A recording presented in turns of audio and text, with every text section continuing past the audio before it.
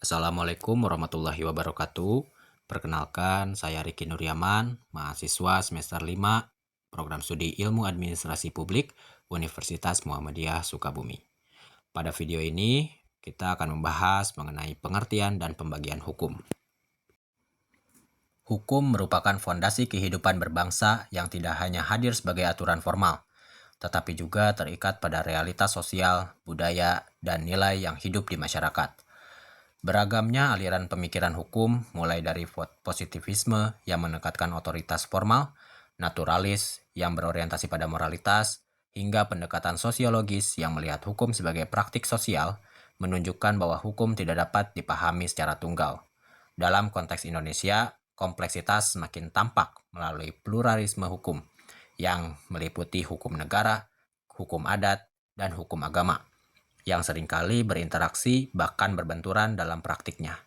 Ketidakharmonisan ini menyebabkan kesenjangan antara teori hukum yang tertulis dan implementasi di lapangan.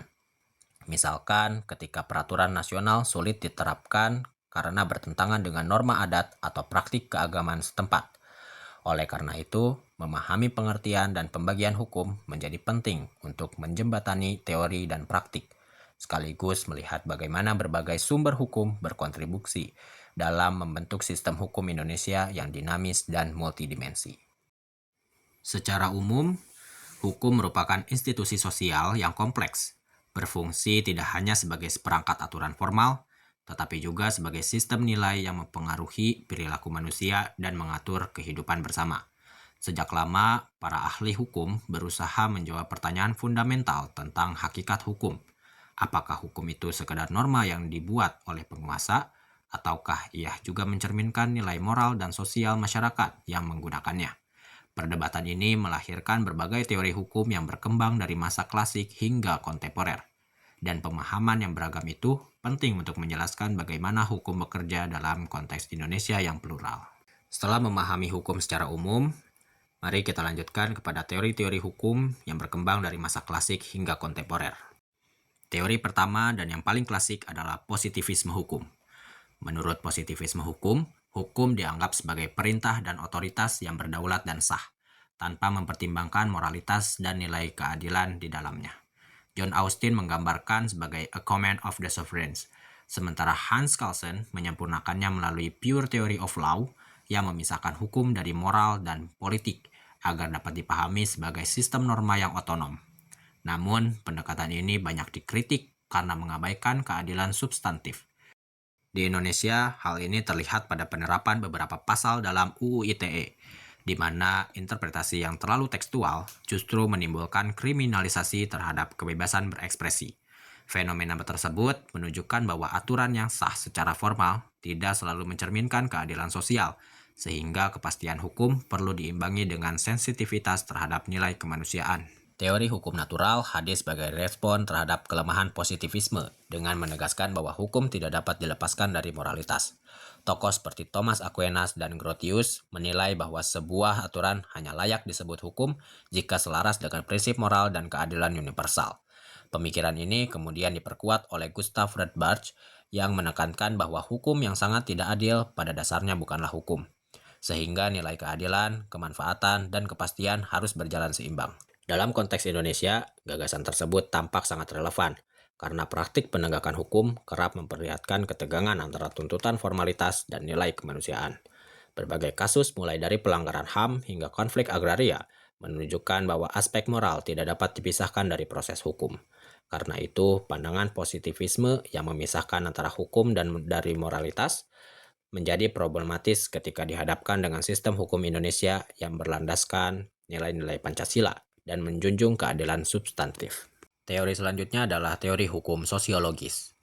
Aliran ini memandang hukum sebagai bagian dari kehidupan sosial, bukan sekedar kumpulan aturan tertulis. Surjono Sukanto menegaskan bahwa hukum berfungsi untuk menjaga keseimbangan masyarakat, sementara Roscoe Pound melihatnya sebagai alat untuk merekayasa perubahan sosial. Dalam perspektif ini, hukum dianggap efektif jika mampu mengikuti kebutuhan dan dinamika sosial. Jika tidak responsif terhadap perubahan nilai dan struktur masyarakat, hukum akan kehilangan wibawa dan daya ikatnya. Pendekatan ini sangat relevan di Indonesia yang menjemuk, karena keberagaman budaya, adat, dan agama membuat satu aturan formal tidak selalu cocok diterapkan secara seragam. Contohnya, regulasi pengelolaan sumber daya alam perlu memperhatikan hak wilayah masyarakat adat agar tidak menimbulkan konflik. Dengan demikian, hukum dipahami bukan hanya sebagai teks legal, tetapi sebagai mekanisme sosial yang hidup dan berinteraksi dengan realitas masyarakat.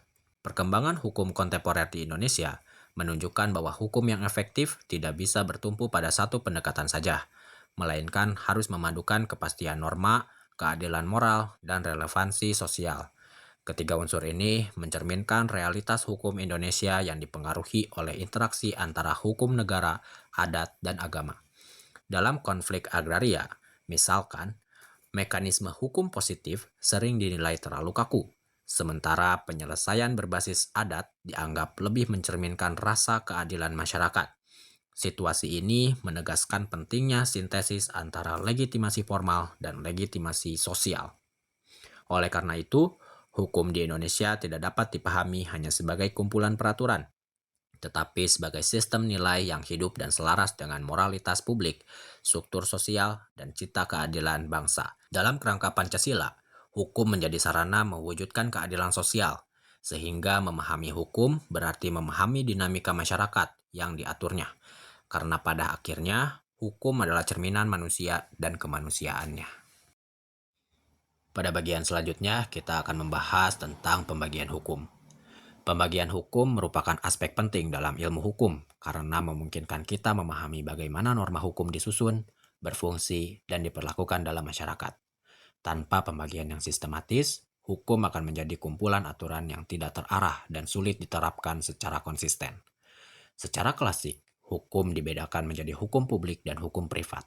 Hukum publik yaitu hukum yang mengatur hubungan antara negara dan warga negara, meliputi hukum tata negara, administrasi, hingga pidana, dan berfungsi menjaga kepentingan umum serta membatasi kekuasaan pemerintahan.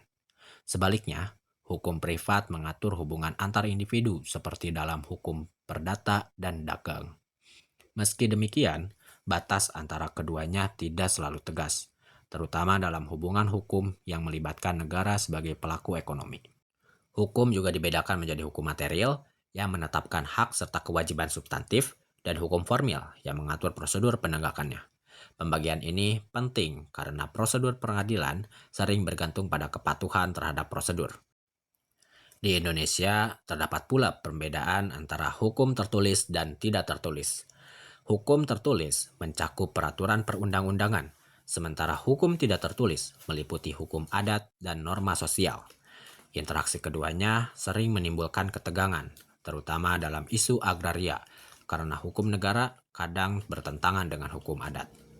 Selain itu, hukum juga dapat dibedakan berdasarkan waktu berlakunya. Hukum positif yang berlaku saat ini dan hukum yang akan datang menjadi cita-cita pembaruan hukum. Globalisasi juga mendorong klasifikasi baru seperti hukum nasional, internasional, dan transaksional yang penting dalam isu perdagangan elektronik, kejahatan lintas negara, dan perlindungan kekayaan intelektual. Di Indonesia, kompleksitas semakin meningkat dengan hadirnya hukum agama, terutama hukum Islam, serta hukum adat yang terus berdampingan dengan hukum negara. Pada akhirnya, pembagian hukum tidak boleh dipahami sebagai batas yang kaku, tetapi sebagai alat untuk memahami dinamika hukum dalam masyarakat yang plural. Sistem hukum Indonesia menuntut integrasi antara nilai negara, agama, dan adat agar hukum dapat berjalan efektif dan adil.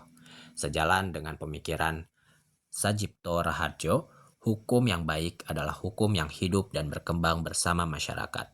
Sehingga pembagian hukum harus mendukung adaptasi dan harmonisasi dalam kerangka hukum nasional. Dikarenakan masyarakat Indonesia mayoritas beragama Islam, maka dari itu pada video ini juga kita akan membahas pembagian hukum, yaitu hukum Islam.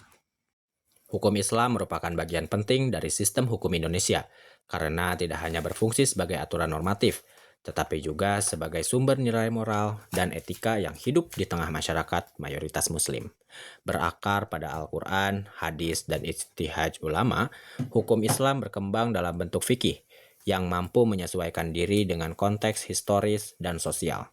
Pengaruhnya tampak sejak masa kerajaan-kerajaan Islam hingga kini, terutama melalui pengakuan konstitusional dan penetapannya dalam regulasi nasional, seperti komplikasi hukum Islam, perbankan syariah, serta pengelolaan zakat dan wakaf.